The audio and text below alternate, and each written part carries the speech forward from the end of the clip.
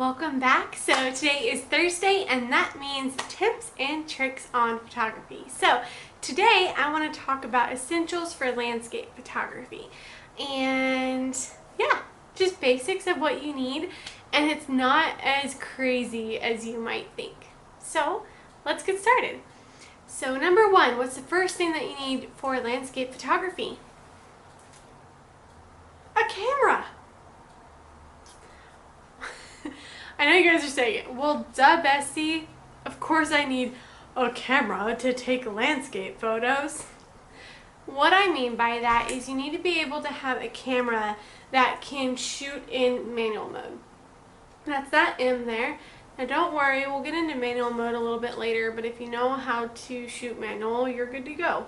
But you need to be able to have a camera that you can shoot in manual so you can change your ISO, your shutter speed, and your aperture, and this is going to allow you to add all those artistic effects to your photos. So rather than the camera deciding what it needs to do for you, you're going to be telling it what to do. So that is the very first thing you need, is a good camera that you can shoot in manual mode. So the second thing you need is lenses.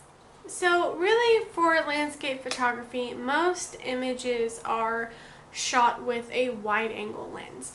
So if you're going to start getting into photography and you want to really up your photo game, you're going to want to get yourself a nice wide angle lens. So for my camera, the specific wide angle lens for it is a 16 to 35 millimeter lens. So when you think of wide angles, it's going to be in that lower range. So, 16 to 35 millimeters. Now, it depends on your camera. Right now, I'm shooting with the Sony a7R II. It is a full frame camera, so the 16 to 35 millimeter is going to be the wide angle for that. My previous camera was a crop sensor camera, and the wide angle for that was the 10 to 22 millimeters. So, just know your camera and know what is the wide angle lens for that camera.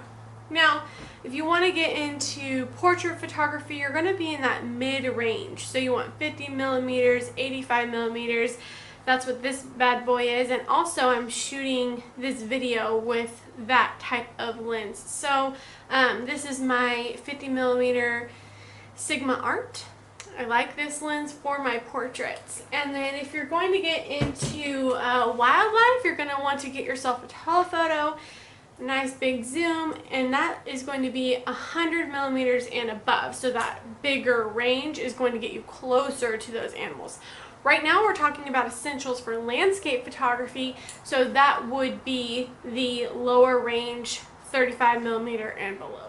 So tip number 3, what's the third thing that I need for landscape photography? And you might hate me after I say this, but just embrace it. You're going to need to get yourself a good tripod. A nice, sturdy tripod. And one that you're going to love. Now, I have a love-hate relationship with my tripod. I was definitely a I don't need a tripod type of person. I can just handhold this and shoot it. But if you want to get yourself those nice, crisp images and very sharp images, you're gonna want to be able to use a tripod. Now, there are certain things for me that I look for in a tripod. I want to be able to go very tall, so then that way I can angle my camera down on the subject. I want it to be able to go almost to the ground, so I can look like I am taking the photo from the ground. And I also want it to be a heavy, sturdy tripod, so that way if it is windy... I took one step outside and it is really, really windy. It's really, really windy. Right now I've got my camera bag. Share this with you. This is what you look like after taking pictures in the wind.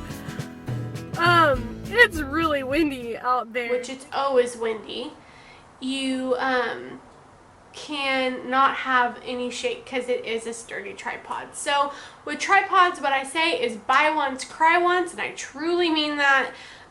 Don't buy yourself a cheap tripod that you're only going to get frustrated with. Buy yourself a nice sturdy tripod. I can't show you guys mine because I'm actually using it for this video, but what you want to be able to do is get yourself the good, it's going to be expensive. It's going to cost you money, but this way with the buy once, cry once my motto is, you're not buying yourself a $30 tripod that you're going to hate, and then eventually you're going to be like, this tripod sucks, I want a better one, and you're going to buy an $80 tripod, and then you're going to realize that that tripod sucks, and you're going to want a better one, and eventually you bought yourself multiple tripods, and you could have just bought yourself, you bought yourself multiple expensive tripods by, all these cheap tripods, where you could have just bought yourself one tripod and saved a bunch of money. So buy yourself the nice one, cry the time that you buy it, and move on, and you'll be happy, believe me. But that's it. That's pretty much what you need to be able to do landscape photography. Tripods will allow you to be able to get those nice smooth rivers. To start playing with astrophotography, if you want to have your shutter speed open for any amount of time, you're gonna need a tripod. So anyways, make sure that you get a good one, because like I said, these videos are all about tips and tricks and mistakes that I've made in the past and what I've learned and how I've come to be where I'm at. And a tripod was definitely one of them. I refused to get one. I got myself a cheap one. I got myself a more expensive one, and then I finally got myself the one that I am using today. So I'm going to be putting all the links to what I use in the description below. So make sure to check that out, just so you guys can see what kind of gear I use on a daily basis. Thanks so much for watching. Make sure to share this with your friends so they can start learning photography tips and tricks too. And yeah, that's it. I'll see you guys next Thursday. Tip number 4, essentials. Essential number 4. Bonus tip that you guys stuck around to watch to the end. What's the 4th thing that you need? Seriously, like a camera, a lens, a tripod, what else could it be? Food. You need food. Really, seriously guys, you need to get yourself some food. Why? These are like my go-tos. Granola bars, dried fruit, granola, fruit and nut mix, chocolate, my happy place. Yes, chocolate.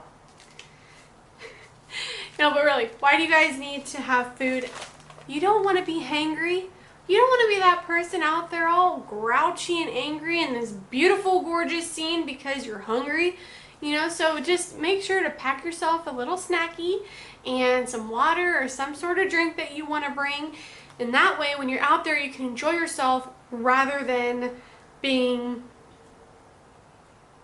hangry.